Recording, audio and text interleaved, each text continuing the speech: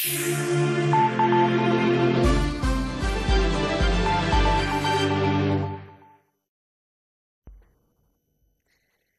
à tous, le beau temps enfin de retour, la semaine va être ensoleillée avec des températures en hausse. Demain il fera 20 degrés dans la région et mercredi on monte jusqu'à 24 degrés, un point complet sur votre météo en fin d'édition. Pas d'agitation particulière ce lundi matin à l'université de Lille 2, droit et santé. Une semaine après l'intervention des forces de l'ordre suite au blocage total de l'université, les examens semblent se poursuivre normalement. Pour rappel, certains étudiants s'opposent au nouveau système d'admission dans les universités et protestent contre ce qu'ils appellent de la répression policière. Alors même si l'ambiance est calme ce lundi, certains élèves continuent à montrer leur mécontentement en rentrant des copies grève, des copies dans lesquelles ils expliquent leur opposition. Mathieu a rendu une copie grève lors d'un examen. Idil Gunay et Vincent Vieillard l'ont rencontré. J'ai rempli ma copie donc dans mes matières fondamentales.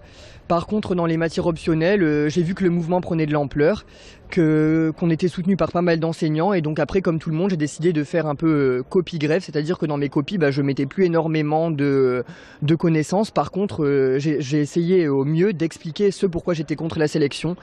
Donc en expliquant tous mes arguments pour expliquer aux profs que je faisais grève parce que c'est un droit qui est garanti constitutionnellement, que je faisais grève parce qu'il y a beaucoup de personnes qui se sont battues pour leurs droits, notamment le droit à enseigner il y a quelques années, et que je pense qu'aujourd'hui on ne peut pas retirer aux personnes la liberté d'entreprendre et de choisir ce qu'ils veulent faire plus tard. Et donc voilà, j'ai suivi un petit peu ce mouvement que tout le monde a suivi en tout état de cause et en pleine conscience et sans être un agitateur professionnel ni militant de carrière. Phénomène d'intoxication inquiétante dans le secteur de la PVL. Ces dernières semaines, de nombreux chiens ont souffert de vomissements, de diarrhée et de tremblements. Tous ont eu ces symptômes à la suite d'une promenade. Certains d'entre eux sont même morts. Selon les vétérinaires, ils auraient ingéré du thémique, un insecticide puissant. Son utilisation est extrêmement réglementée auprès des cultivateurs et horticulteurs. Ce produit est également connu pour empoisonner les animaux, un acte évidemment répréhensible. Le thémique se présente sous forme de grain noir et son effet est foudroyant, d'où la nécessité de contacter au plus vite un vétérinaire si votre animal présente des symptômes. Idil Gunay a rencontré le docteur Cotin à ce sujet. C'est un insecticide et un tulimace, donc il est utilisé pour protéger les cultures, mais en effet sans autorisation parce qu'il est complètement interdit. Et il y a d'autres utilisations qui sont un peu plus suspectes puisque on le trouve aussi, on a des chiens qui ont été intoxiqués en mangeant des carcasses garnies de thémique. Et donc du coup, là, sur le bord d'un chemin, pas dans une culture. Donc là, on se demande un petit peu plus. Alors peut-être que c'est un moyen d'essayer de réguler les nuisibles, renards, etc. Mais malheureusement, ça fait du tort à côté, quoi. Dans le Nord, le nombre d'allocataires au RSA a baissé de 4,7% sur l'année et demie écoulée. 7000 personnes ont retrouvé du travail selon le bilan dressé par le département.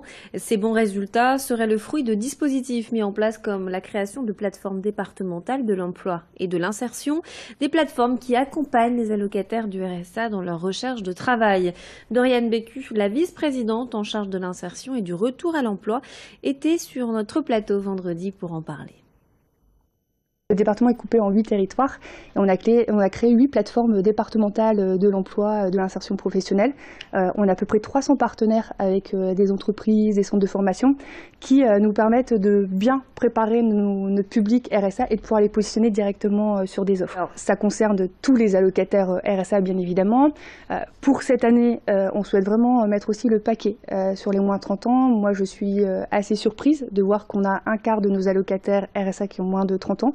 On a beaucoup plus d'ambition pour ce public-là et en plus on a vraiment un alignement des planètes puisque la région avec Xavier Bertrand on a décidé de signer une convention pour permettre à des jeunes qui sont allocataires RSA de pouvoir entrer en apprentissage ou sur des formations. Cette semaine, avec le beau temps, on vous fait découvrir les parcs de la région. Nous nous sommes rendus auprès du M à Armentières, un lieu paisible avec un plan d'eau pour pratiquer des sports aquatiques. Reportage signé Xavier Silly.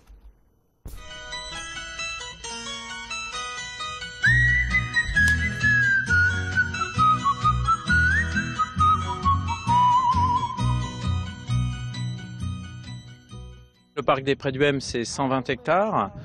Tout ça autour d'un grand lac qui fait à peu près 1,2 km dans sa plus grande longueur. Il faut dire aussi que le parc est tout près de la ville d'Armentières. On est environ à 800 mètres du centre-ville d'Armentières. C'est un parc dédié à la famille et on leur propose environ entre 10 et 15 activités suivant la saison. Alors on peut noter les plus célèbres, le parcours pieds nus, 1 km avec 60 textures. On marche par exemple sur du verre pilé, du charbon, des noyaux d'abricots. On a un marais des contrebandiers sur 11 hectares, une boîte à jeux, des parcours accrobranches pour les tout petits, pour les un peu plus âgés. On a aussi un bateau à passagers.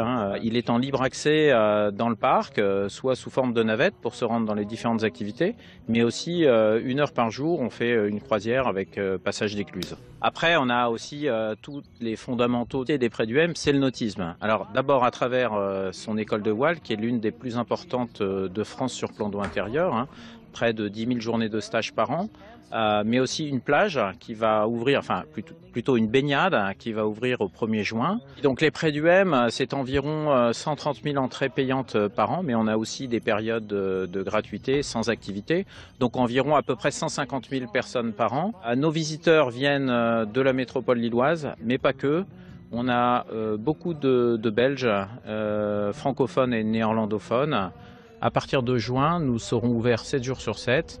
Et le pic de fréquentation, ce sont les week-ends de juin et puis le mois de juillet et le mois d'août.